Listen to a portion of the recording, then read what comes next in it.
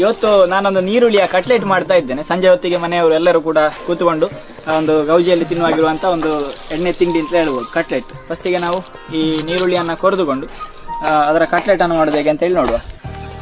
ನೀರುಳ್ಳಿ ಅಲ್ಲದೆ ನಮಗೆ ಬೇಕಾಗುವಂಥದ್ದು ಬಟಾಟೆ. ಇದನ್ನು ಸಿಪ್ಪೆಲ್ಲ ತೆಗಿಬೇಕು ಅಂತಿಲ್ಲ, ಸಣ್ಣಕ್ಕೆ ತುರ್ದುಕೊಂಡ್ರೆ ಆಯ್ತು.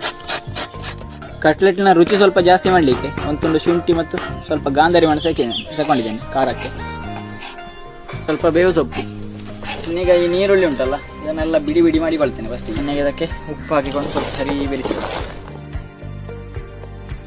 ಕಡಲೆ ಹುಡಿಯನ್ನು ಹಾಕಿಕೊಳ್ತೇನೆ. ಈಗ ಅಕ್ಕಿ ಹುಡಿ, ಕೊತ್ತಂಬರಿ ಹುಡಿ ಮತ್ತು ಮೆಣಸಿನ ಹುಡಿ ಕೂಡ ಸೇರಿಸಲಿಕ್ಕೆ ಉಂಟು. ಈ ರೀತಿಯಾಗಿ ಮಾಡಿ ಚಟ್ಟೆ ಮಾಡಿ ಇಟ್ಟುಕೊಳ್ತೇನೆ ಎಣ್ಣೆಯಲ್ಲಿ. ಇದೀಗ ನೀರುಳ್ಳಿಯ ಕಟ್ಲೆಟ್.